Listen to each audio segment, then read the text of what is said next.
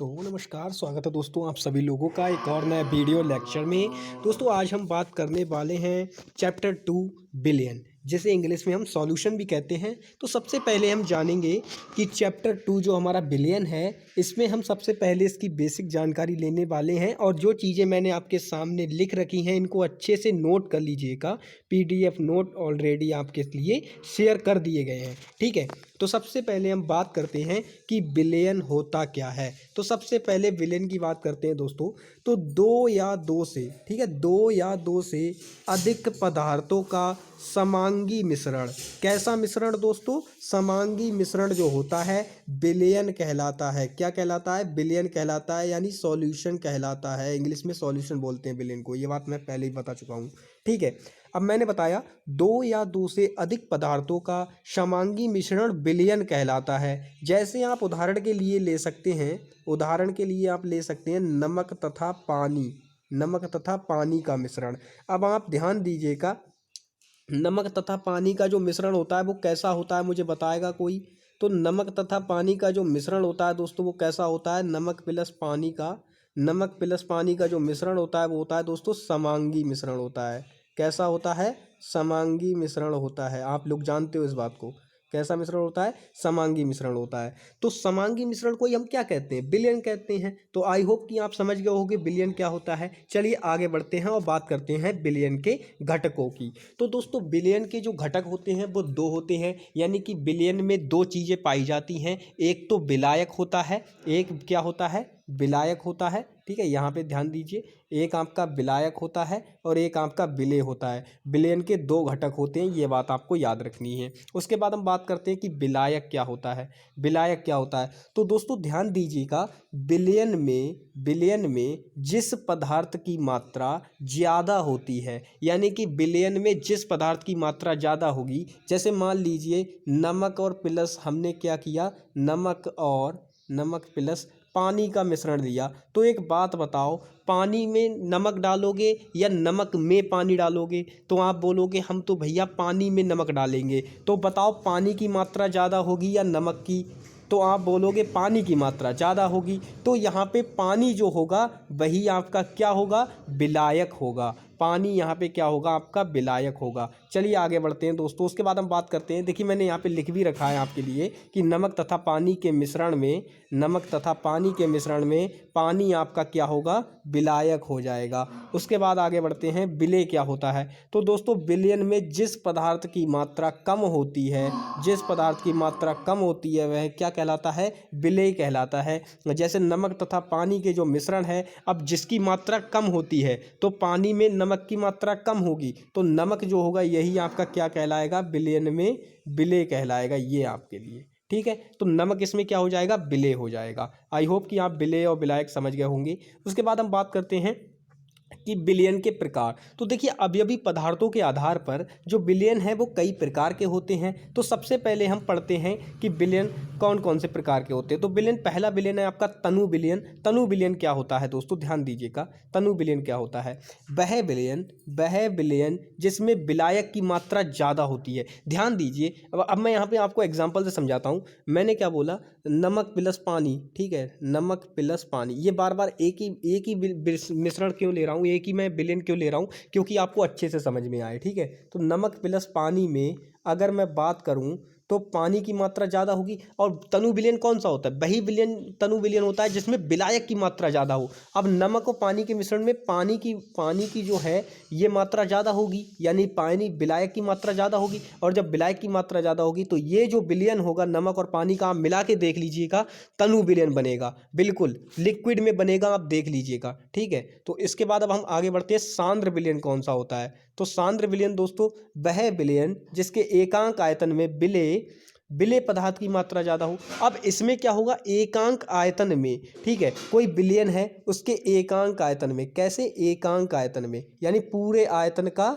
एक मतलब छोटा सा भाग जिसे कहते हैं एकांक आयतन में, उसकी जो मात्रा होगी, विलेय की मात्रा ज़्यादा होगी, तो क्या होगा? वह विलयन आपका सांद्र विलयन कहलाएगा। कैसा? सांद्र विलयन। जैसे मान लीजिए यहाँ पे मैं एक डायग्राम बनाता हूँ। ये मान लीजिए कोई कोई क्या है? पात्र है। इसमें हमने क्या बना? इसमें हमने ये पहले इसमें विलायक डाला यानी कि पानी डाला, उसके बाद ये छोटे छोटे कण हमने इसमें डाल दिए, मान लीजिए नमक डाल दिया, यानी कि ये विलयन बन गया। अब इसमें ध्यान दीजिएगा, अगर मैं ये तो इसका पूरे ये गिलास का आयतन हुआ पूरे का, ये विलयन का आयतन हुआ। तो एकांक आयतन में यानी कि इस आयतन की अगर मैं बात करूं इतने छोटे से भाग के आयतन की, तो इसमें विलय की मात्रा अगर ज़्यादा होगी, इसमें विलायक से ज़्यादा मात्रा किसकी होनी चाहिए, विलय की मात्रा। अगर विलय की मात्रा ज़्यादा है तो यही आपका क्या कहलाएगा भैया, सांद्र विलयन कहलाएगा, जो कि यहाँ पे डेफिनेशन में लिख रखा है। आई होप कि आपको ये भी समझ में आ गया होगा। चलिए आगे बढ़ते हैं दोस्तों, आगे बढ़ते हैं, आगे बात करते हैं कि संतृप्त विलयन क्या होता है। तो दोस्तों ध्यान दीजिए, स्थिर ताप पर किसी विलयन में विलय की मात्रा अधिक घुली हो तो वह विलयन, ध्यान दीजिए क्या कह रहे हैं कि स्थिर ताप पर किसी विलयन में विलय की मात्रा अधिक घुली हो तो वह विलयन आपका कैसा कहलाता है, संतृप्त विलयन कहलाता है। यानी कि ताप स्थिर होगा, ठीक है, ताप स्थिर होने के साथ साथ क्या होगा, विलयन में जो विलय होगा, यानी कि जो मान लीजिए हम नमक और पानी का मिश्रण ले रहे थे बार बार, तो नमक और पानी के विलयन में नमक जो है वो पानी में, मतलब नमक विलय है, अब विलय पूरी तरीके से अगर घुला हुआ है, उसमें बहुत अच्छी तरीके से अधिक मात्रा में घुला हुआ है, तो वो आपका कैसा विलयन कहलाएगा दोस्तों, संतृप्त विलयन कहलाएगा। उसके बाद हम आगे बढ़ते हैं कि असंतृप्त विलयन कैसा होता है। तो वह विलयन जिसमें स्थिर ताप पर किसी विलय में विलय की मात्रा का जो आयतन हो, विलय की मात्रा जो हो वो कैसी हो, कम घुली हुई हो, कम घुली हुई हो, तो दोस्तों वह विलयन आपका क्या कहलाएगा, असंतृप्त विलयन कहलाएगा। ठीक है, आई होप कि आप समझ गए होंगे। अब बात करते हैं कि अब देखिए और भी प्रकार है, मैंने बोला था विलयन कई प्रकार के होते हैं, तो और भी प्रकार हैं।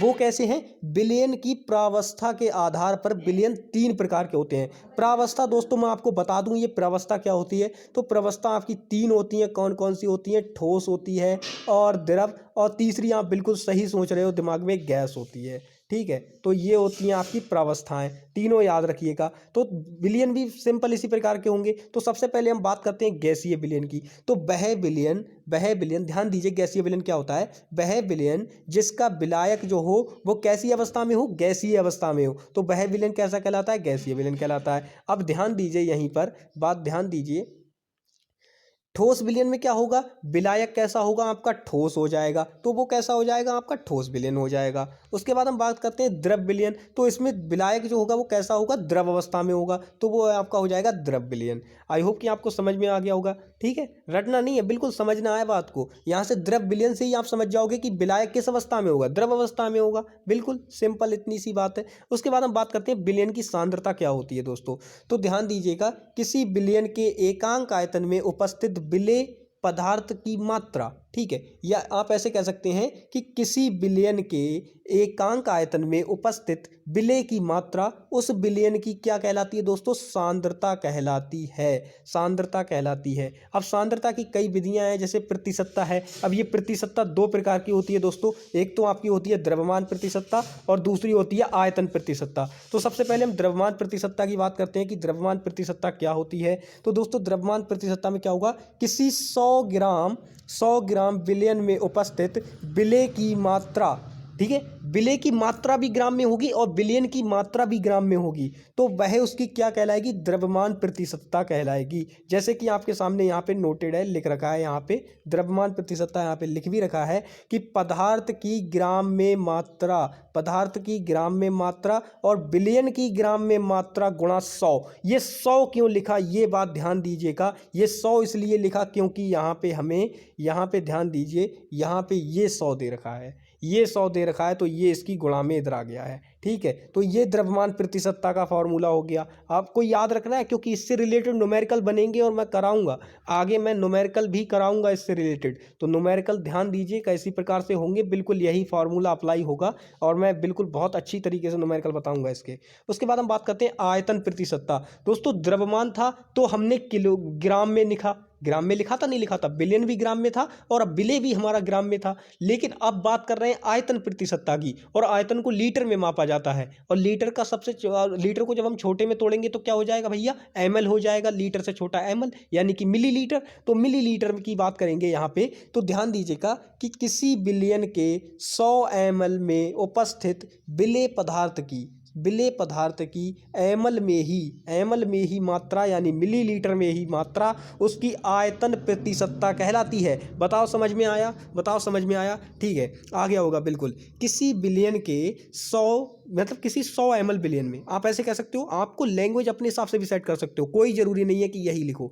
तो आप क्या लिख सकते हो, अगर बहुत ही सरल लैंग्वेज करना चाहो इसकी, तो किसी 100 ml बिलियन में उपस्थित विलेय पदार्थ की मिलीग्राम में मात्रा उस बिलियन की आयतन प्रतिशतता कहलाती है। बताओ समझ में आया? और इसका फॉर्मूला ये हो जाएगा, ये आपकी क्या है भैया, आयतन प्रतिशतता है, और ये आपके विलेय पदार्थ की मात्रा हो गई, और ये बिलियन की मात्रा हो गई। किसमें? एमएल में। दोनों चीज़ें एमएल में होंगी, और गुणा आपका 100 करना है। क्यों करना है? क्योंकि 100 यहाँ पे हमें दे रखा है। आई होप कि ये भी आपको समझ में आ गया होगा।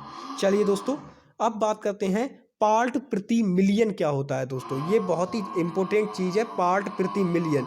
पार्ट प्रति मिलियन बहुत इंपॉर्टेंट चीज़ है, बोर्ड में पूछी जाती है कई बार। तो देखिए इसमें क्या होगा दोस्तों कि किसी बिलियन में, पार्ट प्रति मिलियन को जरा ध्यान से देखिएगा। किसी बिलियन के विलेय पदार्थ की वह मात्रा जो बिलियन की 10 की घात 6 भाग में उपस्थित हो, पार्ट प्रति मिलियन कहलाती है। पार्ट प्रति मिलियन कहलाती है। इसको पीपीएम कहा जाता है, ठीक है, शॉर्ट में इसको पीपीएम कहा जाता है। तो इसको हम क्या लिखेंगे? इसको हम लिखेंगे विलेय का द्रव्यमान बटे बिलियन का द्रव्यमान गुणा 10 की घात 6। ये इसका फॉर्मूला होता है, और ये आपसे निकलवाई जाएगी। मैं निकलवाऊंगा जब न्यूमेरिकल कराऊंगा तो, ठीक है। चलिए उसके बाद हम बात करते हैं मोलरता क्या होती है। दोस्तों ये तो बहुत ही इंपॉर्टेंट परिभाषा है, और इसके बारे में तो आप सारा कुछ जानते होंगे। आई होप अगली वीडियो में मोलरता, नॉर्मलता, फॉर्मलता सब पढ़ाएंगे बिल्कुल, क्योंकि इंटर में इनकी जरूरत है, इनसे रिलेटेड न्यूमेरिकल भी बनेगा। चलिए अब बात करते हैं, तो ध्यान दीजिए स्थिर ताप पर होती है। एक बात ध्यान रखना, मोलरता स्थिर ताप पर ही निकलेगी। तो चलिए देखते हैं, किसी 1 लीटर बिलियन में, क्या, ध्यान से सुनना परिभाषा, किसी 1 लीटर बिलियन में उपस्थित, ठीक है, आप लिख सकते हो उपस्थित, आपकी इच्छा है। तो किसी 1 लीटर बिलियन में उपस्थित विलेय पदार्थ के मोलों की संख्या को, किसके? मोलों की संख्या को उस बिलियन की मोलरता कहते हैं। और दोस्तों इसको किससे प्रदर्शित किया जाता है? कैपिटल एम से दिखाया जाता है, प्रदर्शित किया जाता है, दिखाया जाता है, आपकी इच्छा है, आप कुछ भी लिख सकते हो, ठीक है। अब कैपिटल एम से दिखाया जाता है। इसका मात्रक भी आप लिख सकते हो, इसका मात्रक होता है मोल प्रति लीटर, ठीक है। अगर आप इसका मान लीजिए, ये मैंने यहाँ पे लीटर में बिलियन लिया, किस में लिया है मैंने यहाँ पे बिलियन? लीटर में लिया है। आप एमएल में ले लो इसको। अगर आपने इसको एमएल में ले लिया, तब भैया क्या हो जाएगा? कोई चेंज नहीं होने वाला है, सिंपल सा ये चेंज हो जाएगा। ये लीटर है यहाँ पे, इसीलिए मैंने इसकी गुणा में 1000 नहीं लगाया, ये नहीं लगाया। क्यों नहीं लगाया? ये इसलिए नहीं लगाया क्योंकि यहाँ पे लीटर में ले रखा हूँ मैं आयतन। वहीं इसका आयतन अगर मैं एमएल में कर दूँ तो मुझे ये गुणा 1000 लगाना होगा। तो यही क्या होता है यहाँ पे आपका ये मोलरता का फॉर्मूला हो गया। उसके बाद हम बात करते हैं मोलों की संख्या को हम कैसे निकालते हैं। तो दोस्तों मोलों की संख्या क्या होती है? आपकी एन होती है। एन बराबर होता है आपका W/M। W जहाँ पे आपका भार हो जाता है, ठीक है, भार हो जाता है, और m जो होता है वो क्या हो जाता है? अणु भार हो जाता है। अब भार देखिए आपको बिलियन में हो सकता है, आपको कभी कभार क्या होगा कि ये दोनों चीज़ें दे रखी होंगी, आपको अणु भार भी दे देगा, आपको भार भी दे देगा, लेकिन एक चीज़ जरूर देगा, बिलियन का भार तो आपको जरूर से जरूर देगा। अगर समझ लीजिए अणु भार नहीं दिया है तो बिलियन का भार जरूर मिला होगा आपको, ठीक है। और कभी कभार दोनों भी चीज़ें दे देता है न्यूमेरिकल में। तो बस इस प्रकार से निकालना होता है। तो आई होप कि आपको आज की वीडियो में समझ में आई होगी, और नेक्स्ट वीडियो में हम मोललता, नॉर्मलता, मोल प्रभाज सारी चीज़ों पर डिस्कस करेंगे। आज की वीडियो में बस इतना ही दोस्तों। तो मिलेंगे नेक्स्ट वीडियो में, तब तक के लिए bye bye, take care and जय हिंद।